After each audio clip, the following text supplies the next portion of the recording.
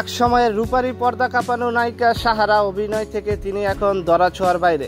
তারই বিস্তারিত জানাবো আজকের এই ভিডিওতে, তাই ভিডিওটি শুরুতে একটি লাইক দিয়ে সম্পূর্ণ দেখতে থাকুন।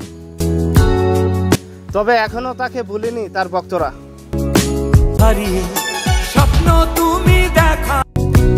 বাংলার সিনেমার প্রসঙ্গে কথা উঠলেই চলে আসে তার নামটা। অনেকেই জানার ইচ্ছা পোষণ করেন এখন কোথায় কেমন আছেন তিনি। সাহারার একটি ব্যবসা প্রতিষ্ঠান রয়েছে সাহারা ফ্যাশন হাউস নামে। সংসার ও ব্যবসা প্রতিষ্ঠান নিয়ে ব্যস্ত তিনি।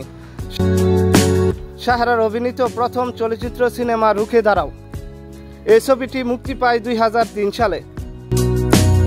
নানান কারণে ছবিটি তেমন ব্যবসা করতে পারেনি, কিন্তু হাল ছেড়ে দেননি সাহারা।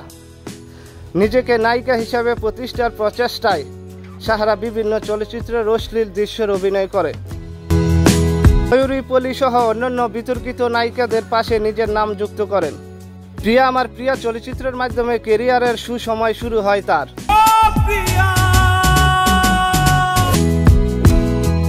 এই চলচ্চিত্রের নাম ভূমিকায় অভিনয় করেন এবং চলচ্চিত্রটি ব্যাপক সফলতা পায়।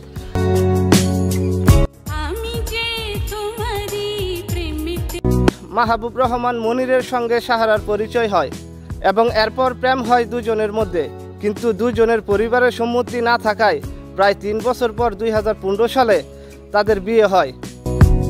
পূর্ব পরিকল্পনা অনুযায়ী সাহারার বিয়ের পর চলচ্চিত্র থেকে দূরে গিয়ে স্বামীর সংসার নিয়ে ব্যস্ত হয়ে পড়েন তিনি।